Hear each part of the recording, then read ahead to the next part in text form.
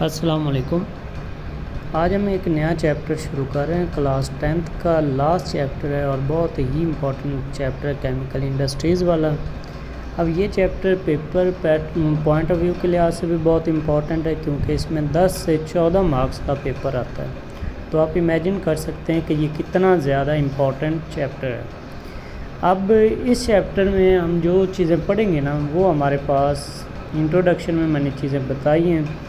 एक तो हम इस चैप्टर में मेटलर्जी के बारे में पढ़ेंगे कि मेटलर्जी क्या होती है।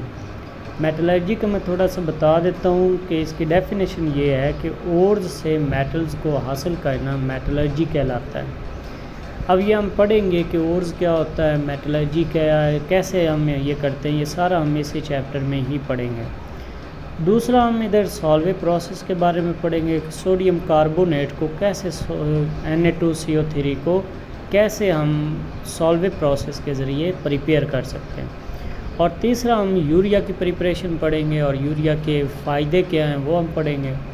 और चौथी जो चीज़ हम पढ़ेंगे वो पेट्रोलियम के बारे में पढ़ेंगे कि पेट्रोलियम जो है ये क्या चीज़ है, और इसके बाद इसकी जब फ्रैक्शनल डिस्टिलेशन की जाती है तो कौन सी फ्रैक्शंस हमें मिलती हैं पेट्रोलियम से।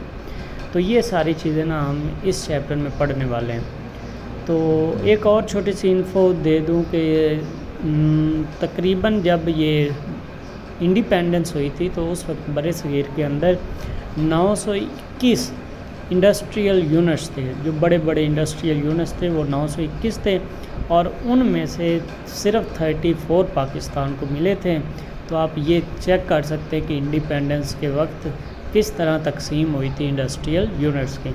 और उसके बाद प्राइवेट सेक्टर और गवर्नमेंट सेक्टर ने मिलकर कुछ हमारे मुल्क में इंडस्ट्रीज़ का जो सिस्टम है वो बेहतर हो गया, और अब बहुत सारी इंडस्ट्रीज़ हमारे मुल्क में काम कर रही। अब अगर बात करें तो कुछ बेसिक जो है ना मेटलर्जिकल टर्म्स हैं वो हम पहले पढ़ेंगे, उसके बाद हमें मेटलर्जी की सही समझ लगेगी। अब पहली जो टर्म है वो है मिनरल। मिनरल क्या होता है? तो मिनरल वो सॉलिड मटेरियल जो ज़मीन के नीचे मौजूद है और जिसके अंदर मेटल भी हो और ज़मीनी इम्प्योरिटीज़ भी हो, उनको हम मिनरल कहते हैं। फिर समझ लें, ज़मीन के नीचे वो सॉलिड मटेरियल जिसके अंदर मेटल भी हो और ज़मीनी इम्प्योरिटीज़ भी हों, उनको हम मिनरल कहते हैं। ये उम्मीद है आपको समझ लग गया होगा कि ज़मीन के नीचे वो सॉलिड मटेरियल जिसके अंदर मेटल और ज़मीनी इम्प्योरिटीज़ दोनों हों, उसको हम क्या कहते हैं? मिनरल कहते हैं। उसके बाद हम पढ़ते हैं ओर्स क्या होते हैं। ओर्स वो मिनरल्स हैं जिनसे हम मेटल्स को हासिल करते हैं। वो मिनरल जिनसे हम क्या करते हैं? मेटल्स को हासिल करते हैं, उनको हम ओर्स कहते हैं। अब जैसे कि हमारे पास कॉपर ग्लास और चाल्कोपाइराइट ये ओर्स हैं, और इनसे हम कॉपर को हासिल करते हैं।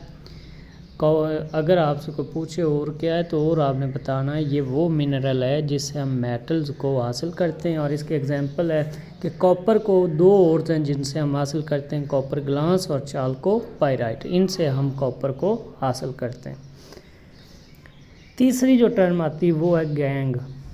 तो जो मिनरल हमने पढ़ी है ना कि वो सॉलिड मटेरियल जिसके अंदर ओर्स भी हों और क्या हो ज़मीनी इम्प्योरिटीज़ भी हो, उसको हम मिनरल कहते थे।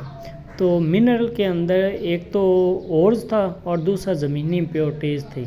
तो जो अर्थ इम्प्योरिटीज़ है ना मिनरल के अंदर, उसको हम असल में अर्थ जो इम्प्योरिटीज़ हैं गैंग मिनरल के अंदर, उसको हम असल में गैंग कहते हैं।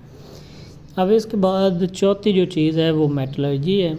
मेटलर्जी वो प्रोसेस है जिसके ज़रिए हम ओर से मेटल को हासिल करते हैं।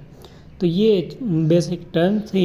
इसके बाद मेन जो टॉपिक है, इसके बाद मेन टॉपिक आपका शुरू होगा, और उसमें हम मेटलर्जी पढ़ेंगे कि मेटलर्जी किस तरह की जाती है, कैसे हम ओर से मेटल को हासिल करते हैं, कौन से स्टेप्स हैं। तो ये सारी चीज़ें हम पढ़ेंगे। अभी हमने इंट्रोडक्शन में कुछ चीज़ें पढ़ी, फिर हमने बेसिक टर्म्स पढ़ी हैं कि मिनरल क्या होता है, और क्या होता है, गैंग क्या है, और मेटलर्जी की तारीफ़ क्या। उम्मीद है ये आपको छोटा सा लेक्चर ज़रूर समझ लग गया होगा। काइंडली चैनल को सब्सक्राइब, लाइक और शेयर ज़रूर करें। जज़ाकल्लाह। अल्लाह हाफिज़।